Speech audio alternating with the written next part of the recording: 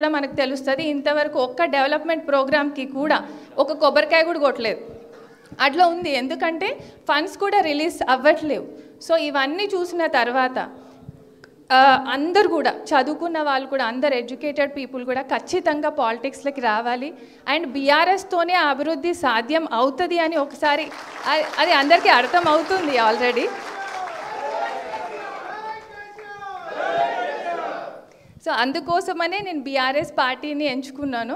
And ఇందులో join అవ్వడానికి కూడా వచ్చాను. అందరు అదే అడుగుతున్నారు, ఎందుకు ఇప్పుడు ఈ టైంలో ఎవరు ఎక్కువ జాయిన్ అవ్వరు, మీరు ఎందుకు జాయిన్ అవుతున్నారు అని. ఎందుకంటే అందరికీ అర్థమవుతుంది స్టేట్ ఎక్కడి నుంచి ఎక్కడికి పడిపోతుంది అన్నది.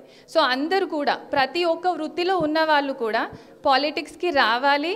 అండ్ స్టేట్ డెవలప్మెంట్ అన్నది not only in politicians hands, ఒక రాజకీయ నాయకులు లీడర్స్ దగ్గరనే కాదు, ప్రతి ఒక్క వృత్తిలో ఉన్న వాళ్ళు కూడా వాళ్ళ రాష్ట్రం అభివృద్ధిని వాళ్ళ బాధ్యతగా తీసుకున్నప్పుడే అది ముందుకు వస్తుంది.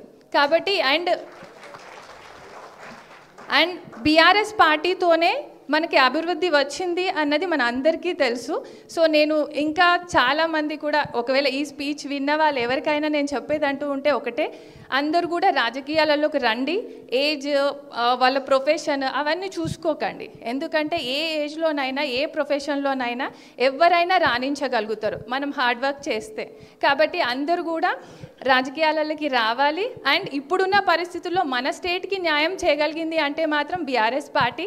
సో అందరినీ కూడా నేను అదే సజెస్ట్ చేస్తున్నాను. Thank you very much. జై తెలంగాణ. థ్యాంక్ యూ అమ్మ. చాలా గొప్ప విషయాలు చెప్పడం జరిగింది. వారి మొదటి స్పీచ్లనే గొప్పగా మన 14 ఏళ్ళ ఉద్యమం కానీ 10 ఏళ్ళ ప్రభుత్వంలో కేసీఆర్ గారు చేసినవి కానీ చెప్పడం జరిగింది. వారికి కృతజ్ఞతలు తెలియజేస్తూ మరియు మన అందరికీ సుపరిచితుడైన నాయకుడు అన్న ఎమ్మెల్సీ ఎల్ రమణన్న గారిని మాట్లాడవలసిందిగా కోరుచున్నాం.